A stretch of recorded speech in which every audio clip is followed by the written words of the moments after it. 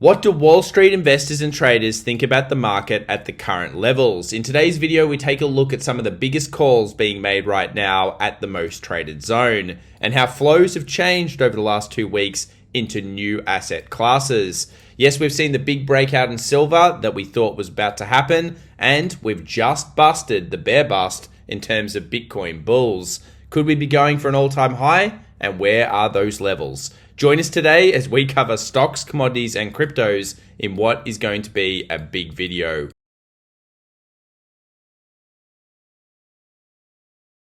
Well, welcome back everybody to the Daily Show. My name's Tom, and in today's video we have a lot to discuss. The latest macro, the key data, and of course those flows. Where are Wall Street parking their money right now, and where do we see the big breakouts? To kick things off, let's just quickly talk about the average investor, that is you and I, turning from a 7-year investor to at less than a 1-year investor over the last 70 years. Now, of course, why is this chart so relevant? Well, it's a mixture of news and it's a mixture of course, cheaper transactions. And what we're seeing at the moment is that people are experiencing extreme fear and extreme greed thanks to the media and all of the information around us. And not many people seem to hold a lot of conviction. There's less Buffetts out there and more kind of almost cowboy investors as we go later into this cycle. And this chart may really demonstrate that in some ways. What we've got right now is an AI bubble, and it doesn't really matter whether you think AI is going to be the future. We obviously do believe that on this channel, but you've got to argue the question that we are probably in what we call the hardware stage. So that is the first real iteration, or maybe even arguably the second iteration of the AI movement. Now, this also happened one other time in the past, and that, of course, was the tech bubble. And there's another similarity with the tech bubble right now, which is the Russell 2000 is underperforming the S&P 500 by a very similar ratio. Now, we've just seen the Russell turn around here, but funnily enough, this was one of the signs near the end of the tech bubble that we were getting closer to the end. And what we saw was people went for these bigger companies as everyone piled into saturation or concentration in the S&P 500. Remember, 36 to 37% of the top of the S&P 500 is made up of the top 10 stocks. Now let's talk about these big banks, because big banks are coming out with all sorts of bullish announcements over the last couple of days, particularly the last week. Morgan Stanley, Goldman, other banks now seeing a resilient economy supporting stocks. Now remember, we still do have tariffs on these economies, and that means that you've got to realize that the way that tariffs generally work is they front load demand, they look incredibly resilient, and then later on, obviously things decline. And I think part of the reason why nobody believes this, or at least the market does this, is the market is a device to take our money. It's a device to really take money from people that have no fear, or make money for people that have no fear, to taking money from people that have those emotions in the market. So remember, 2025 is all about no emotion. Let's have a look here at the net GEX. What are we actually seeing in terms of the flows? Well, everybody is stacking calls right now. And we know the key level, which we'll look at later in today's video, it's 6,000. This is the biggest zone. This is the most important level. And obviously, if we break through 6,000 and close, which we didn't really manage to do over the last 24 hours, then we will break towards usually 6,100, at least in the options.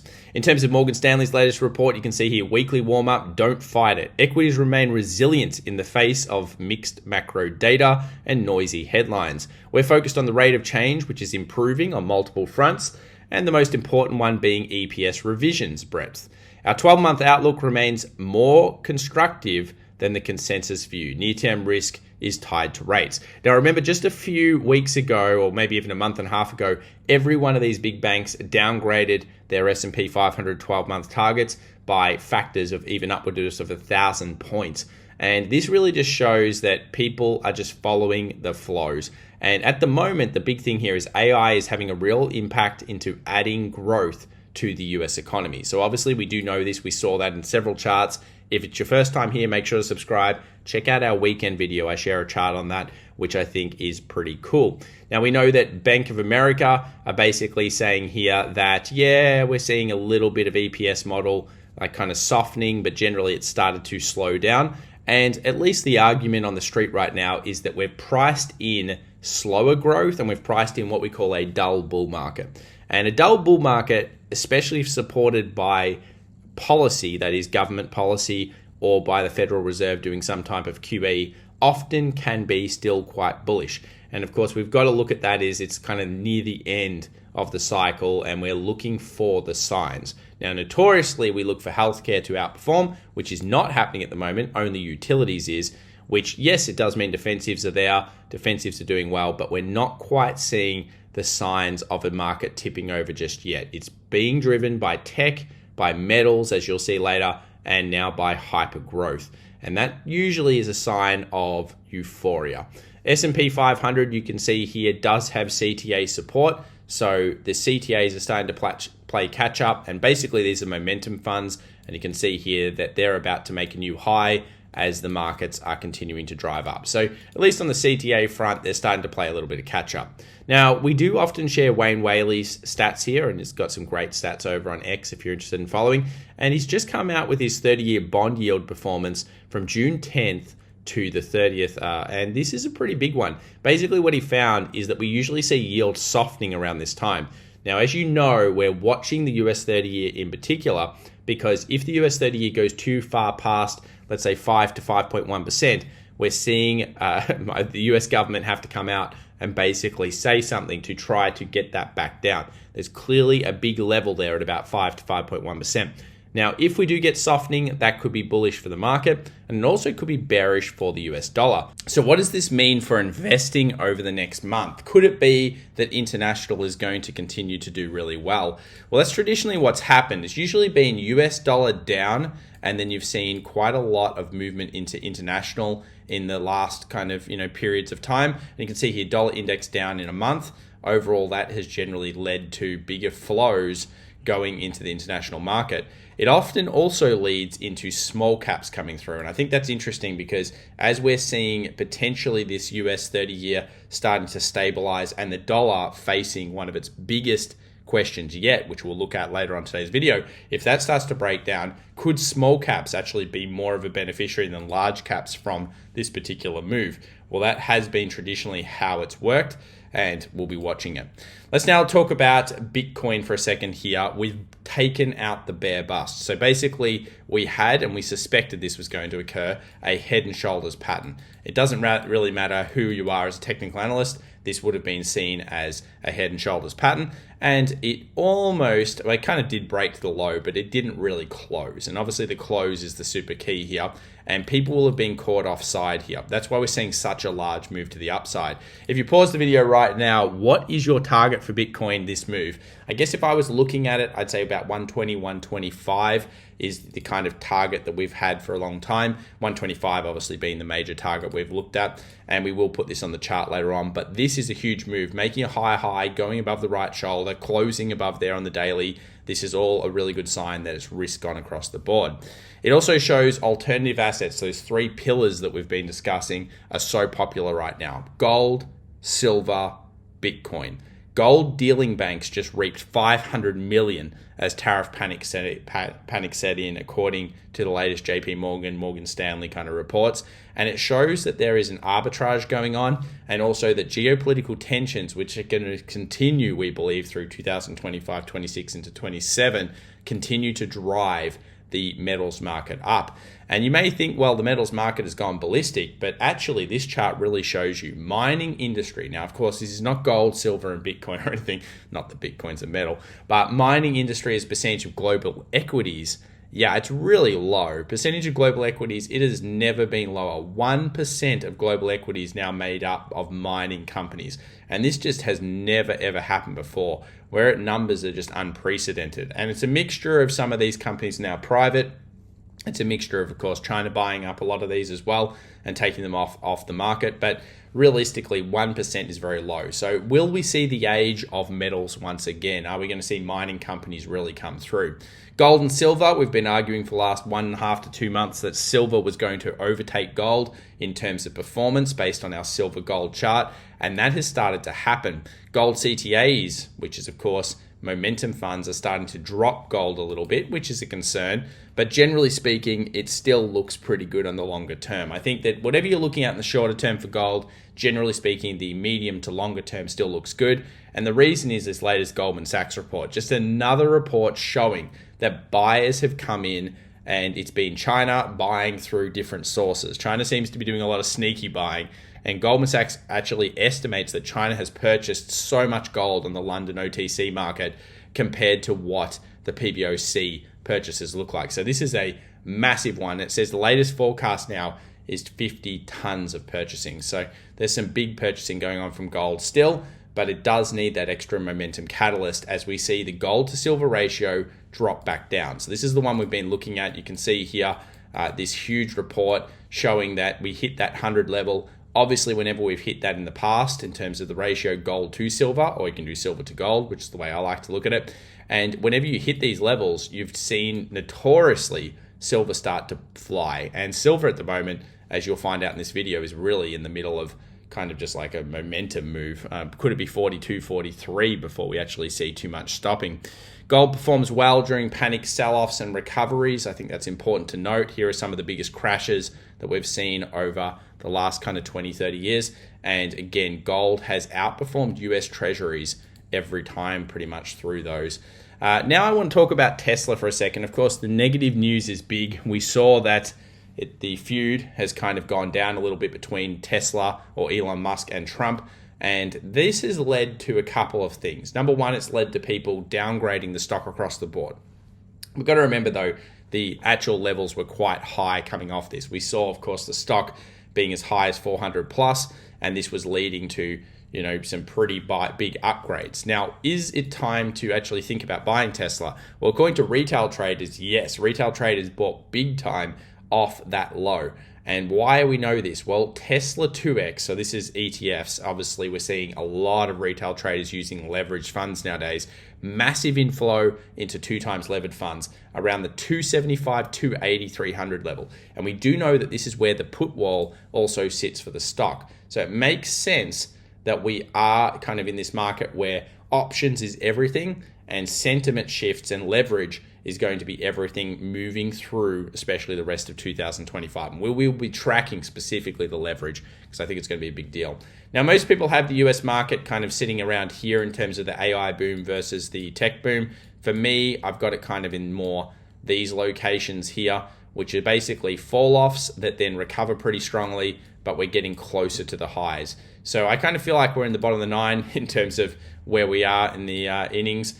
And the late cycle is starting to appear. Utilities particularly moving forward, euphoria coming in, and you saw that Russell 2000 versus S&P 500 chart starting to get down there.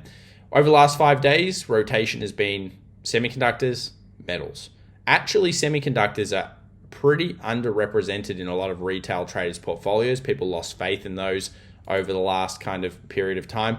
But generally speaking, yeah, semiconductors and metals continue to be the best 2 trades of the last 24 hours, and that's been where the markets are at. Healthcare, staples, and utilities make up some of the lowest ones, and that again shows us that it's been risk on, risk on, risk on, and metals still show. Now, what is the most important level? Well, of course, it's 6,000 on the S&P 500. This is not only the most traded zone, but it's also one of those key turning points in psychology markets. You get past 6,000, you break this high here of 60.17, you close above it. That's going to signify, in my belief anyway, that there's a likelihood that we go towards 61.25, 6100, 61.25, which is a massive call wall. And of course, we'll go into what we call positive gamma. You saw earlier in today's video, we shared that chart where it just has so many calls, like a Christmas tree of calls above that particular zone. Options high levels today, 60, 57, 59, 52, and the market, while yes, overbought on many metrics, is still plowing higher. So we just don't have a sign of weakness here, and you'll see that with the lead indicators we'll use in a moment. S&P 500, at least in the next 24 hours, we've got here a 59.50 for the put wall and a 6,000 for the call wall. So we're still stuck within that range that we were in the previous videos. And again, 6,000 break equals that 6100, 6125 in terms of the options at this stage.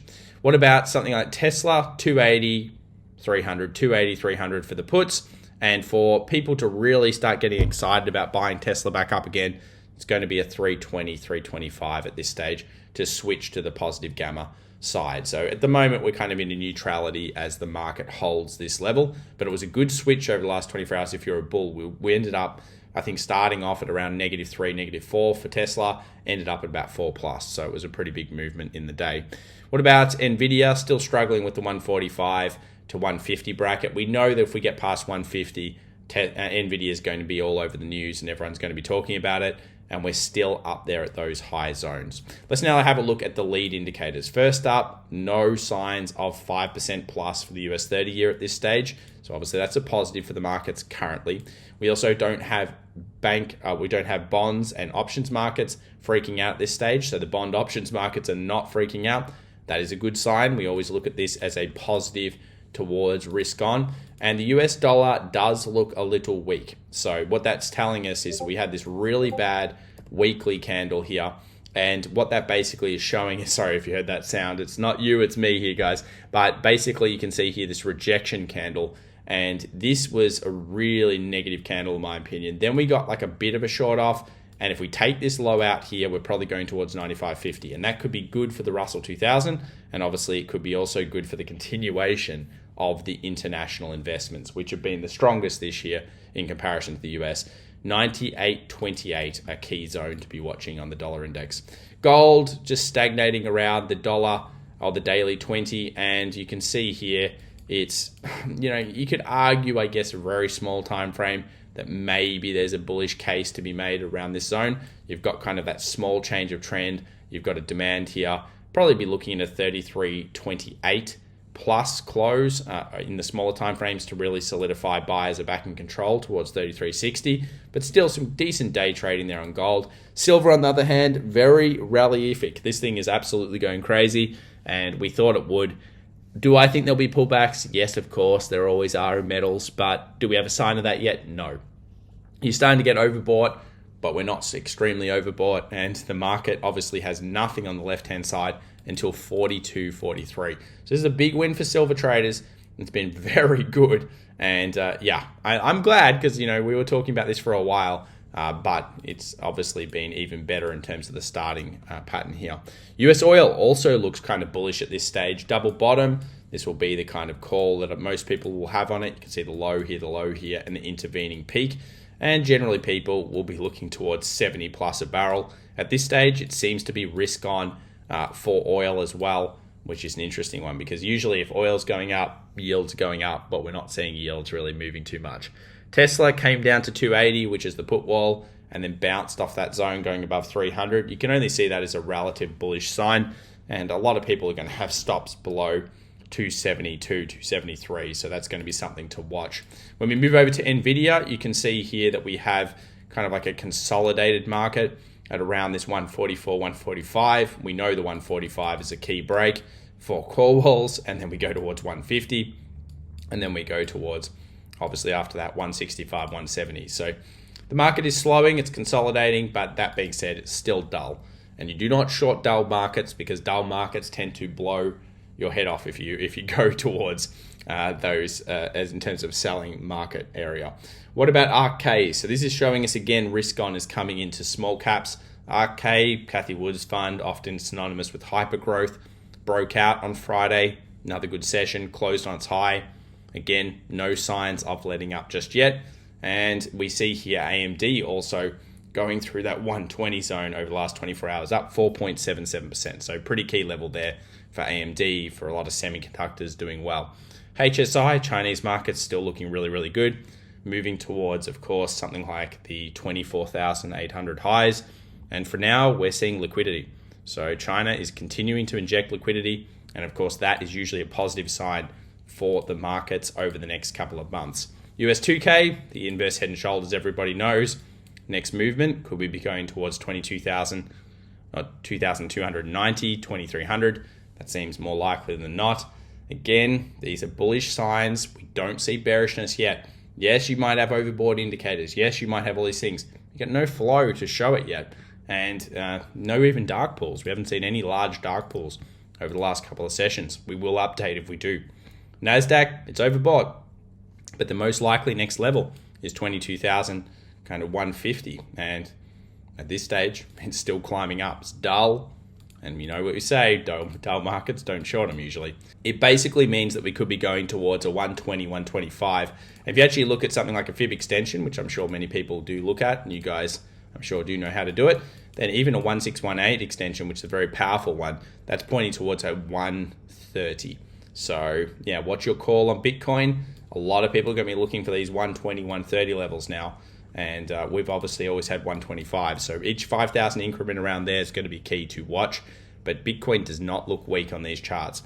Neither does Ethereum. If we take a look here at the weekly, you can see here, long leg doji, long leg doji, long leg doji, long leg doji. What is that? It's indecision. And if we make a decision, next stop, 3,200. Wow.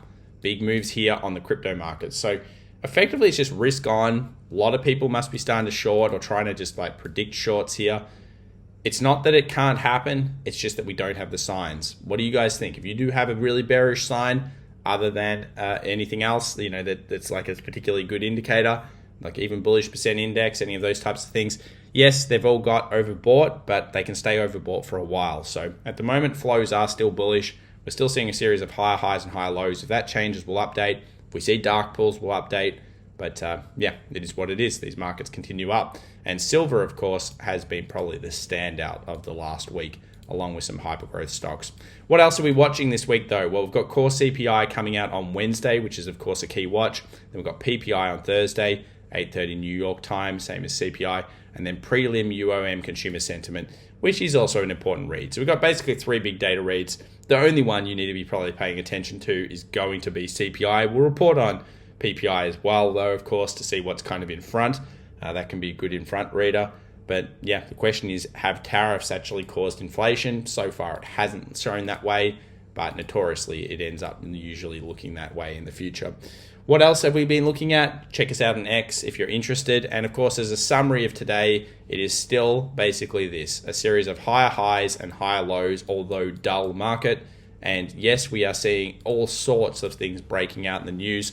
Obviously, there's those California kind of riots and everything else that we're seeing. But we must remember that the flows are what you're trading in the market. So regardless of your opinions on things, you've just got to look at the flows. And then if you want to make up a macro kind of trade or investment, that's going to take out over years and months. So remember, what happens today, tomorrow, the next day may not have as much impact as you think on your longer term investment. And we will be updating our thoughts on the macro moving forward. Thanks so much for watching, guys. We'll see you in the next one. Bye for now.